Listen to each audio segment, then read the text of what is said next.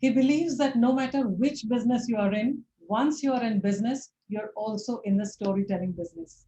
He also thus believes that every teacher needs to be a storyteller because children learn best through experiences and stories. Through Storywalas, he has coached not only business leaders and innovators, but teachers to leverage the power of stories. He loves telling stories to children, and even more than that, loves listening to stories. Hi, I'm Nivedita Mukherjee, and today in conversation with me is Amin Haq, a storyteller, a story coach, and founder of Storywalas. I will share the link in the description of the video. Enjoy the conversation and subscribe to this channel to listen to pioneers and thought leaders in the space of education. Thanks, Amin, for taking time to come to my show.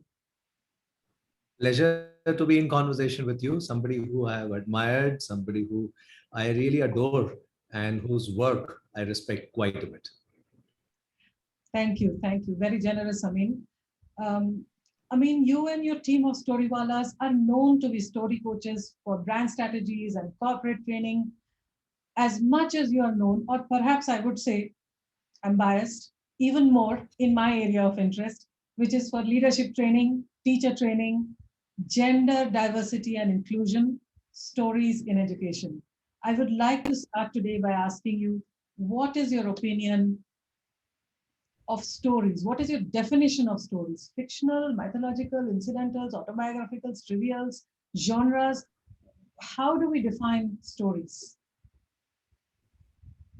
So I follow a very simple definition of stories, that we human beings at a physical level we breathe air, but at a spiritual level, at a mental level, at an emotional level, we breathe and swim in stories. That's what makes us human. We are the only species who operate at the story level.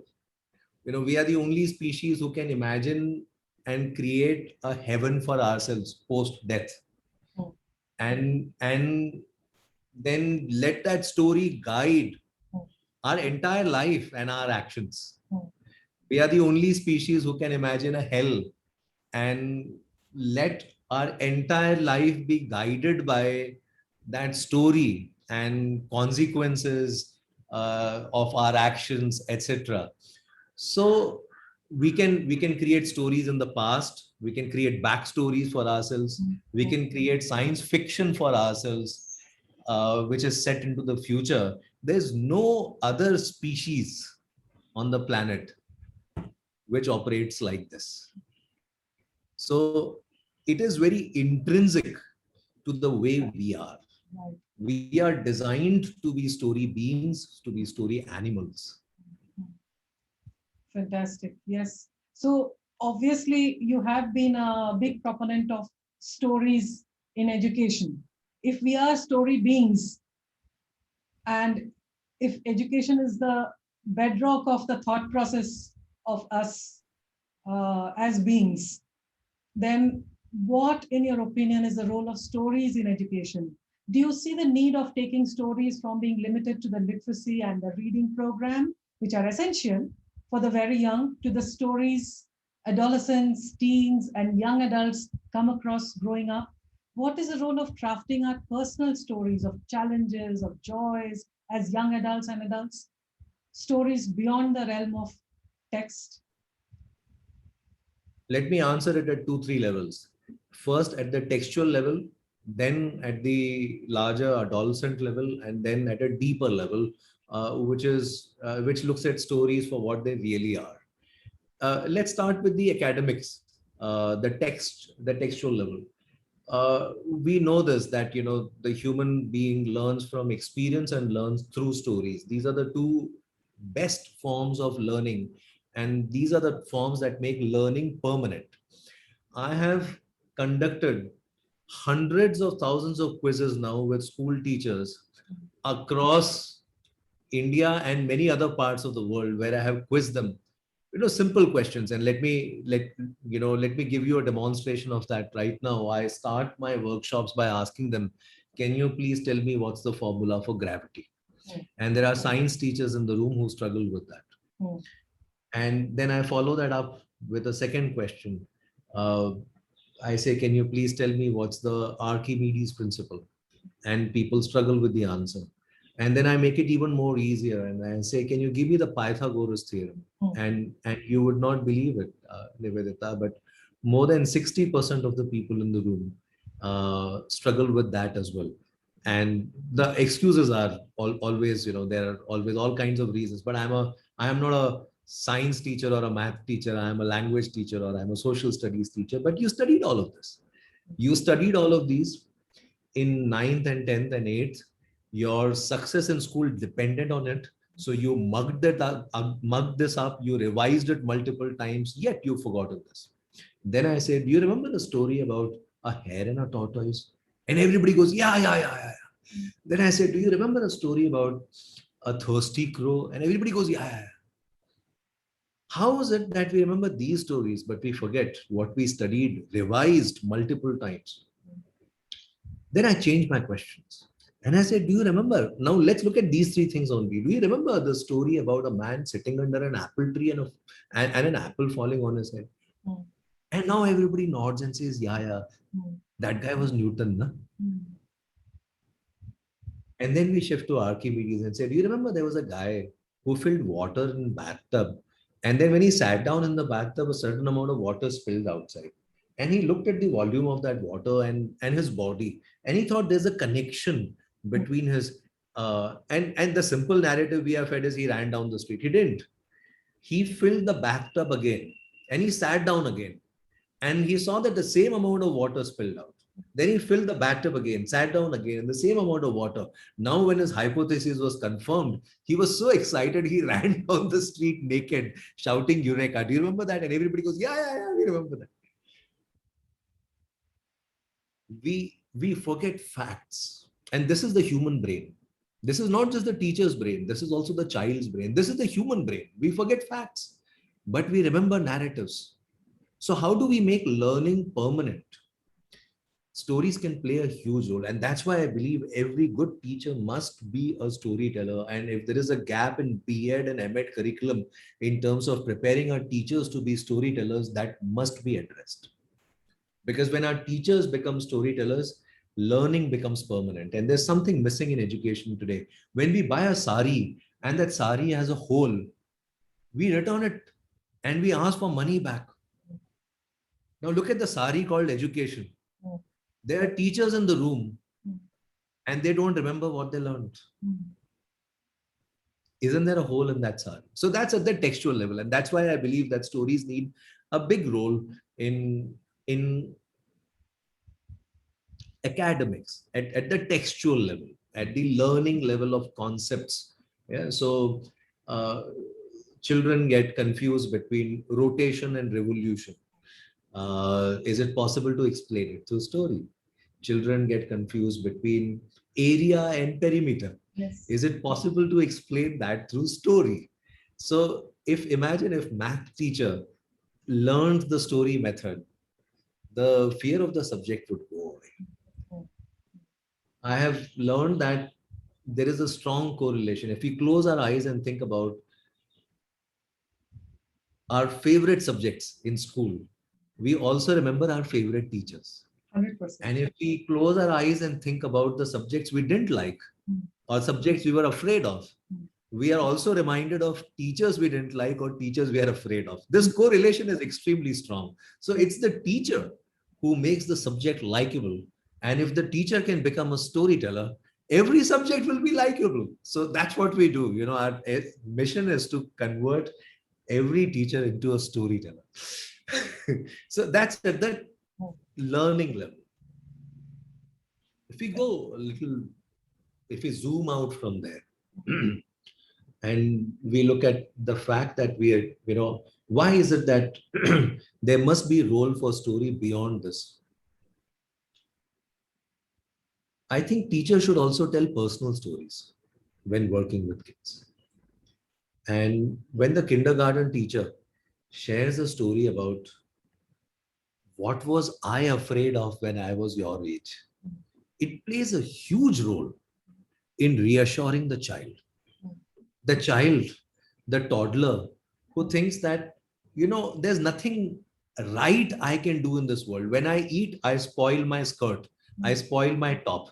When I walk, I stumble and fall. When I assemble these building blocks, I can't get them right together. And I am afraid of the dark. I i wet my bed, etc.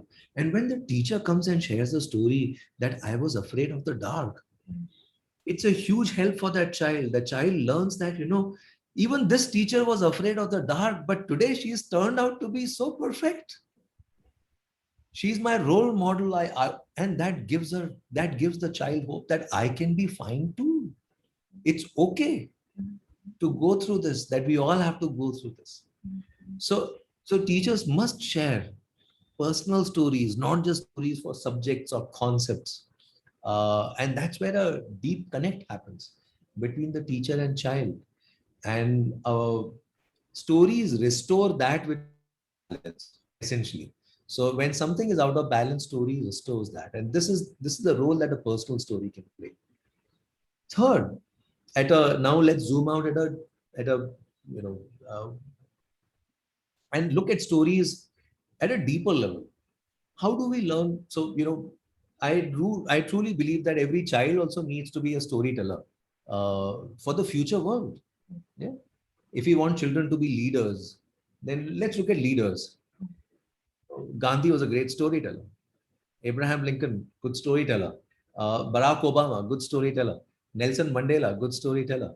So if you look at political leaders, let's look at spiritual leaders. Swami Vivekananda, great storyteller. Yeah, all the prophets, great storytellers. If you look at all the gurus, good storytellers. If you look at business leaders, right from Warren Buffett to Richard Branson to Jack Ma to Indra Nooyi, all of them, good storytellers. So when you see that correlation, leadership storytelling, leadership storytelling, leadership storytelling. So children need to be storytellers. Now, how do you learn that? The more you read, the more you listen to narratives, you become a good storyteller. So they need to listen to a lot of narratives. Now, the last layer at which I want to answer this is is where I differentiate between storytelling as presentation skill or oratory, because it gets confused with all of that, and Right. people do and there are overlaps. There are overlaps between presentation skills and storytelling. There are overlaps between oratory and storytelling, but storytelling is more than that. I truly believe that stories are not just what we say, they are what you do. So as a school, as a school leader, as an education leader, one can't just tell a story, one has to live that story. So when there is and some of the best leaders have lived stories. I'll share an example. I think we're talking about storytelling. I need to tell a story. Sure. So I'll share a story.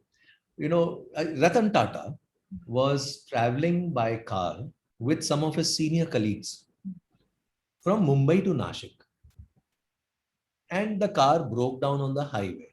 What do we do when the car breaks down on the highway? Most people go for a stretch break, and those who smoke take a smoke break. Men go behind the bush, etc. Now that's what his colleagues started doing, and they soon realized that Ratan Tata was nowhere to be found. So they went looking for him. Guess where they found him? He was sitting on the road, sleeves rolled up, helping the driver change the tire.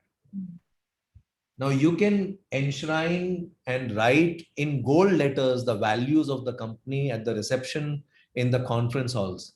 But story is not what you say. Story is also what you do. It is what you imbibe in your life and how you lead your life.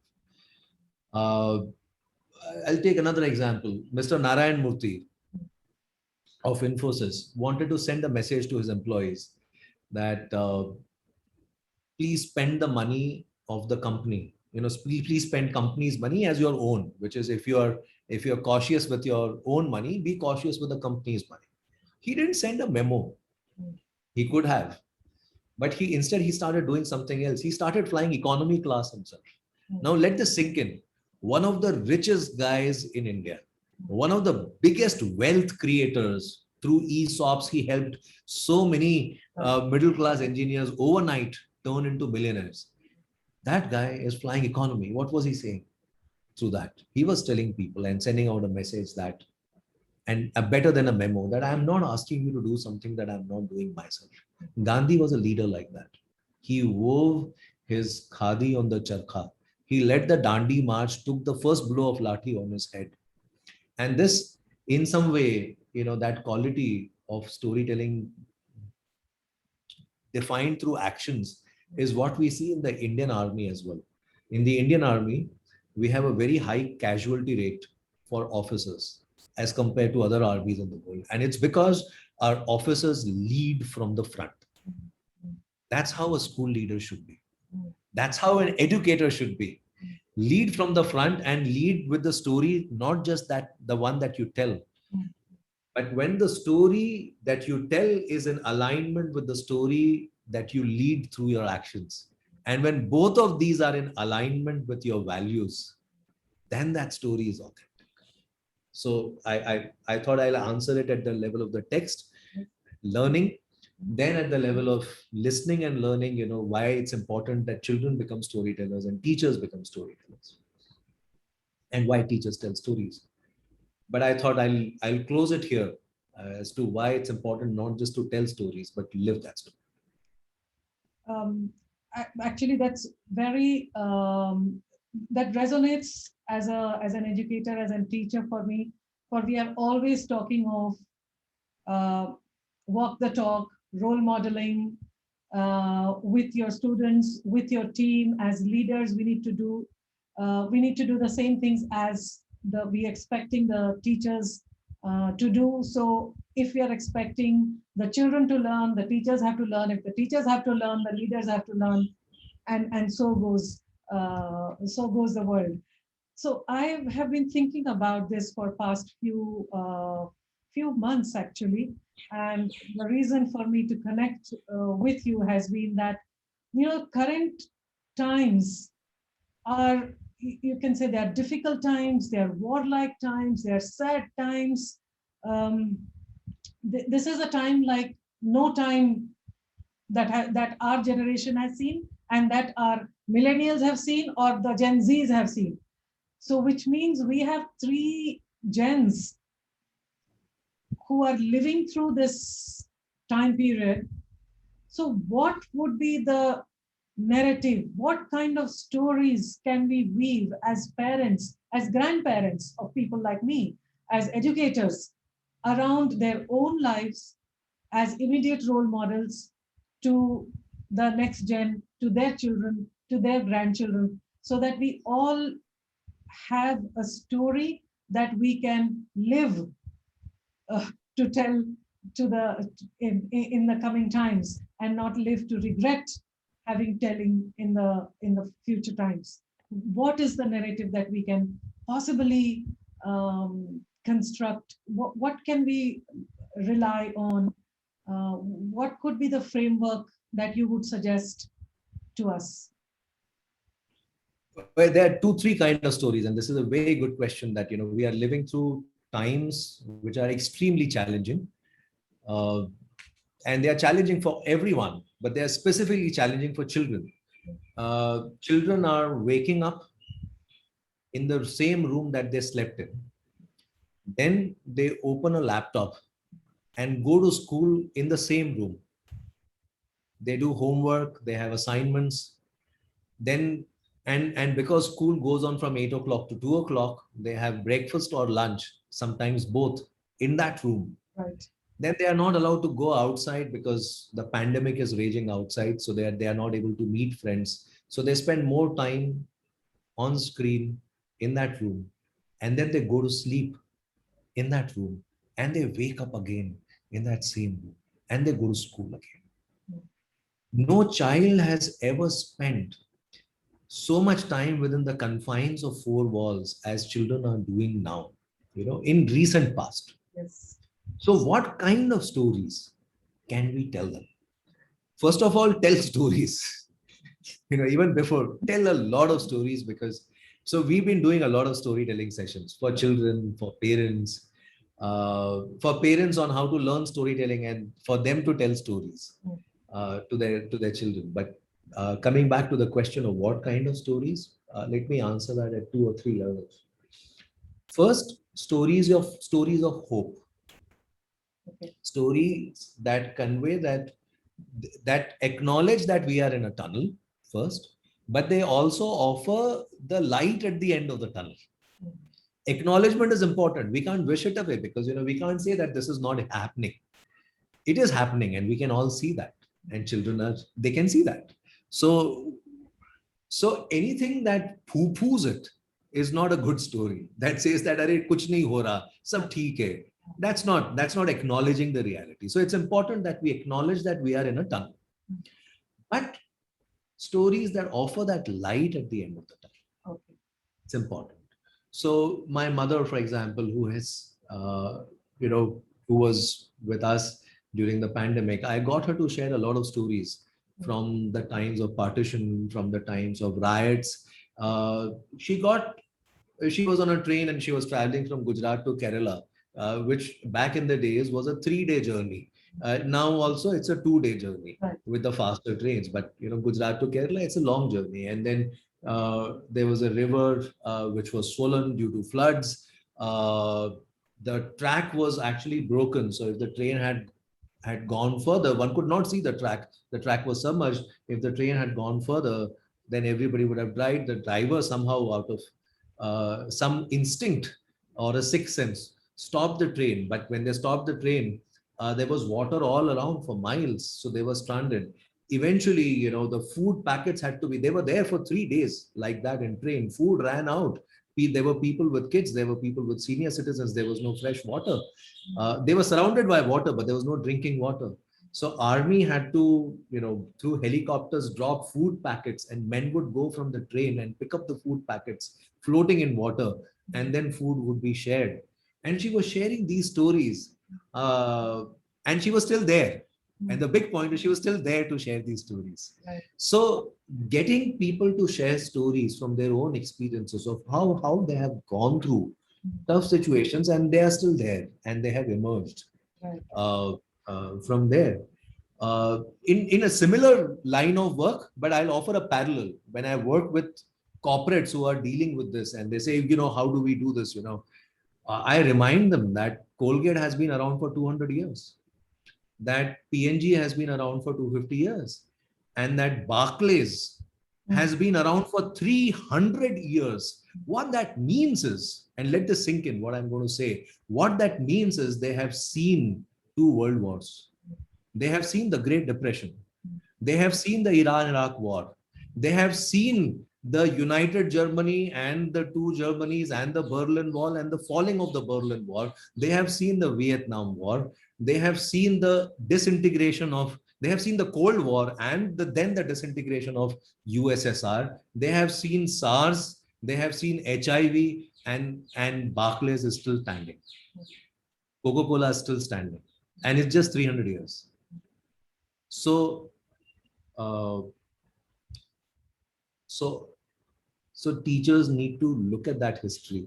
Parents need to look at that history, and our own histories, and talk about that light at the end of the tunnel.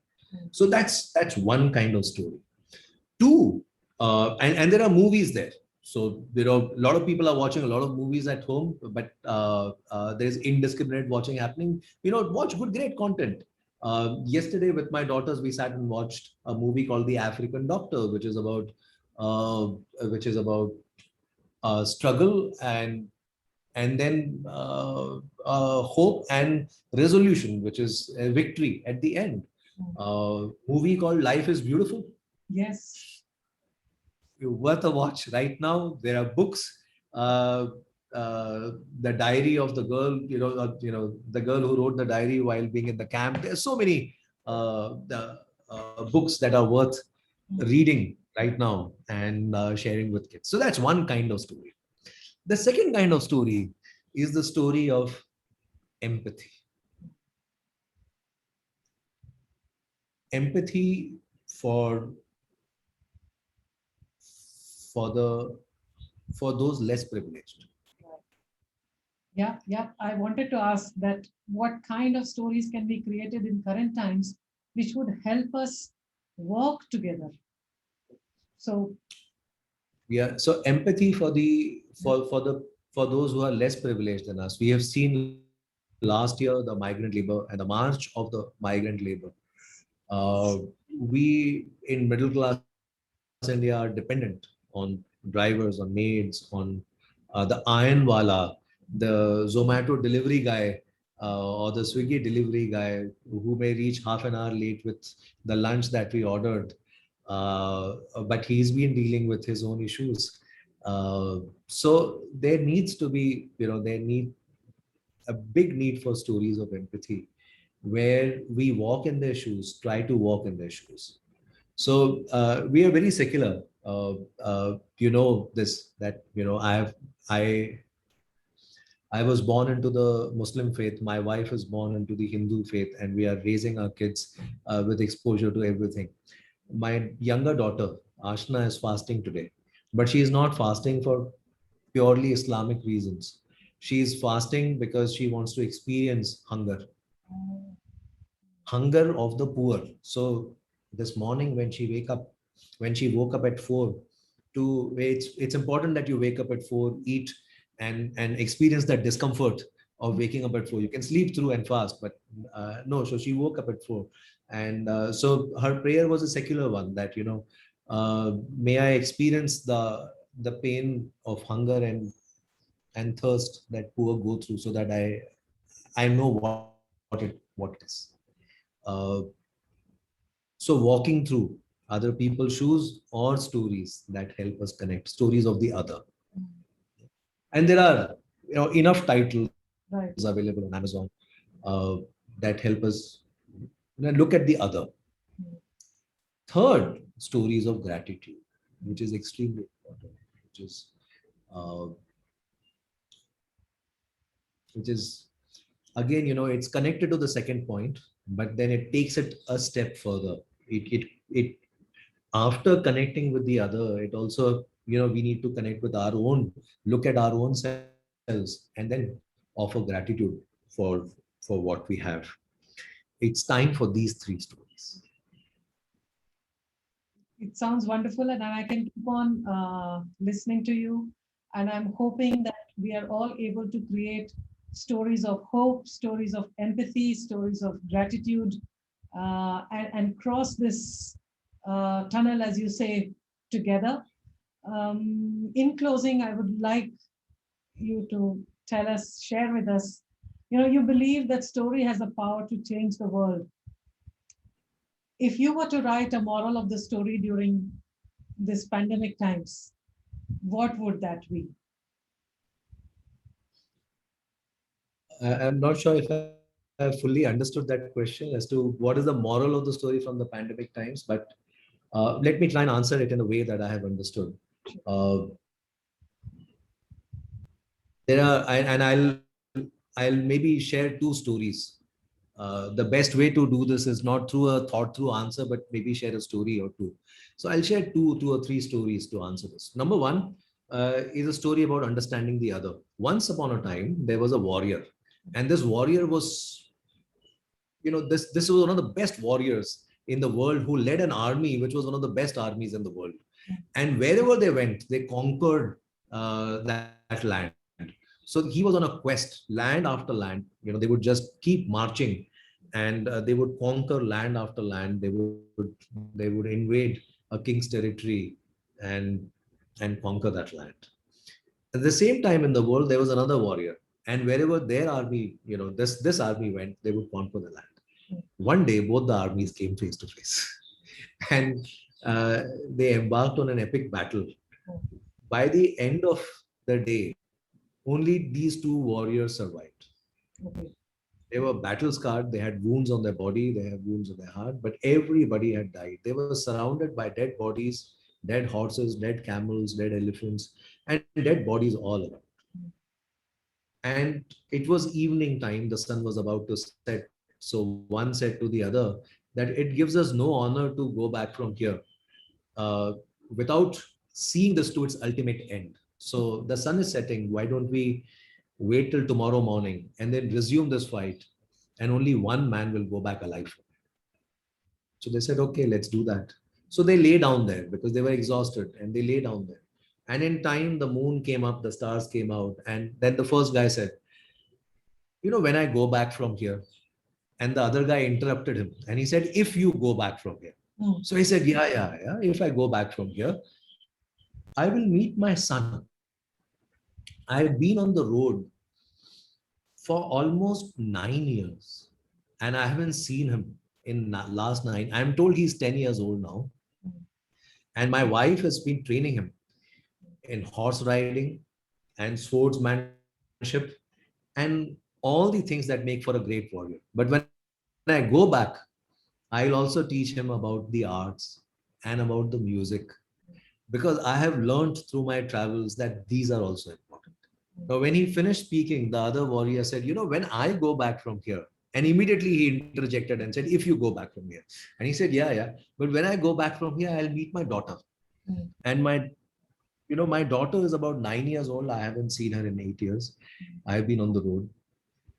But I'm told that my wife is training her in the arts, in the music, in dance, in painting, poetry. But when I go back, I'll teach her swordsmanship and I'll teach her horse riding, because I think it's important for a princess to learn all of that as well. And then, to which this guy responded with a story about his father and all the travels and the battles his father had fought. And to which this guy responded with a story about his father. And this guy responded about a story with his grandfather. And he responded with a story about his grandfather and his lineage. And then he shared a story about the strange lands that he had visited and the customs and food and practices he'd seen. And to which he responded with stories about his own travels. And all night long, they kept sharing stories. In the morning, as the sun rose, both of these warriors stood up and they started putting back their armor on. And then when this guy drew the sword to fight the other guy and he looked in his eyes, in the other person's eye, he could see his son. He could see his father. He could see his wife. He could see his grandfather and all the stories he had heard. And he just could not fight him anymore. And the other guy experienced the same. And both of them put their swords back and walked away in opposite directions. And Nivedita, my grandmother used to say this, that once you have heard the other person's story, it's very difficult to fight with them. So in this time of pandemic, and I'm going back to point number 2, that what kind of story should we tell? The stories of other people, so that there is empathy. It's very important that we listen to the story of the other.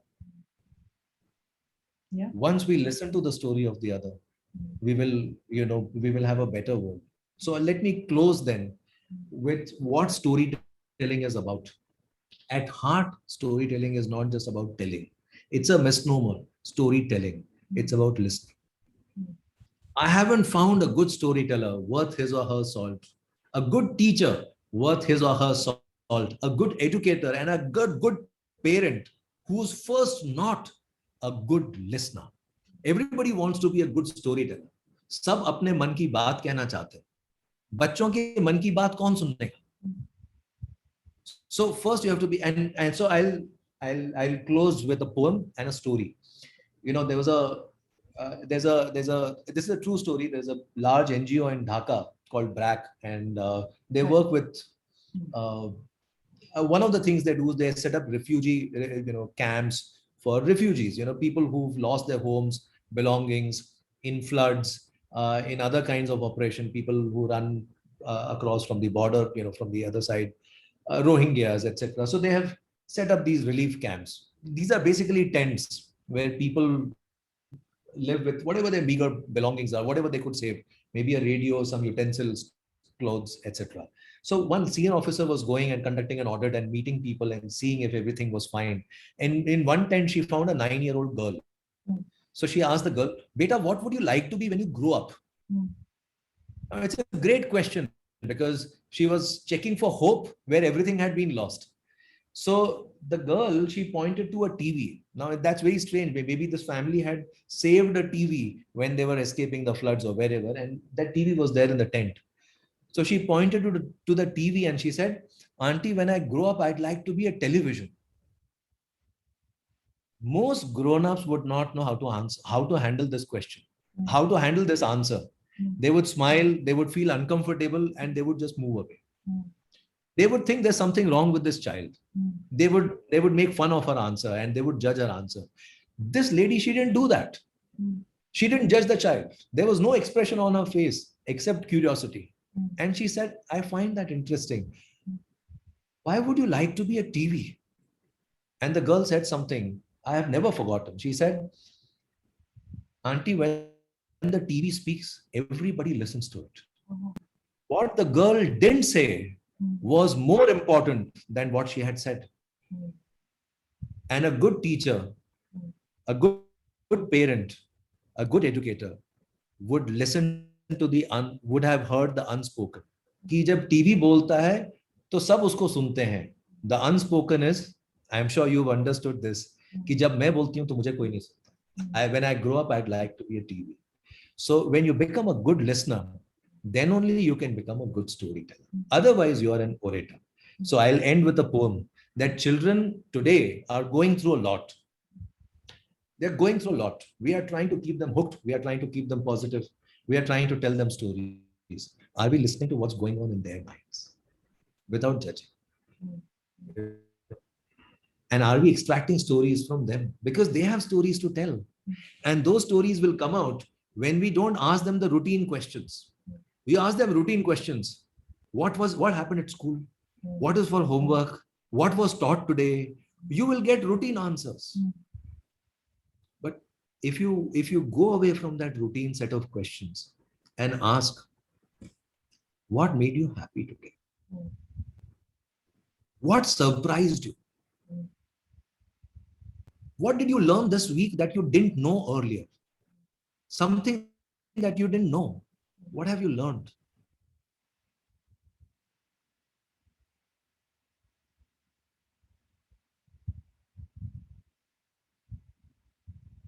You feel helpless today. What made you feel helpless today? We don't ask those questions of kids, and therefore, our conversations. So, but they have stories to tell. So listen to their stories. So I did this research some time back, and I came up with this. That in this research, I stumbled upon it. Somebody said this, that the word children hear most often when they are growing up to 10 years of age is no. The word they hear most often is no. Then the word after that, and they made a list of top 10 things that children hear. The second word on that list is keep quiet. Keep quiet. In school, at home, when we go to restaurants with our friends, we tell our kids, keep quiet. Can't you see adults are speaking? Here's the phone, keep quiet. So we are not listening to their stories. So I was deeply disturbed by that. And there's I love you also on this list, but it's at number 7. It's at number 7. So there's something fundamentally flawed with this list. So I took the second item on this list, keep quiet, chup raho, and I wrote a poem. So I'll end with this. Yes. It's an appeal from children. It's an appeal from children to adults. And this is how it goes. जब हंसता हूं तो हंसने दो, जब रोता हूं तो रोने दो. जब हंसता हूं तो हंसने दो, जब रोता हूं तो रोने दो. ये भी क्या बात हुई कि जब देखो ये कहते हो चुप रहो, चुप रहो, चुप रहो. कभी कभी तो रोता हूं, कभी कभी तो रोने दो. कभी कभी तो रोता हूं, कभी कभी तो रोने दो. ये भी क्या बात हुई कि जब देखो ये कहते हो चुप रहो, चुप रहो, चुप रहो. 2 आंसू गिरे नहीं कि कोई आया बहलाने को, कोई आया फुसलाने को, कोई आया टॉफी लेके, कोई आया हैंकी लेके. 2 आंसू तो गिरने दो, गाल तो गीला होने दो. ये भी क्या बात हुई कि जब देखो ये कहते हो चुप रहो, चुप रहो, चुप रहो. क्यों क्लास हमारी लेते हो, क्यों लेक्चर हमको देते हो, जब भी रोता पाते हो बस वहीं शुरू हो जाते हो. इतने बड़े होकर के भी क्यों बच्चों जैसे रोते हो. एंड मच वर्स, लड़का होकर के भी क्यों तुम लड़की जैसे रोते हो. अब कौन इन बड़ों को समझाए, अब कौन इन बड़ों को बतलाए कि तेंदुलकर भी रोता है, धोनी भी रोता है, 1 रन से मैच हार के विराट कोहली भी रोता है, मर्द को दर्द भी होता है. आप कहेंगे ये तो देसी है.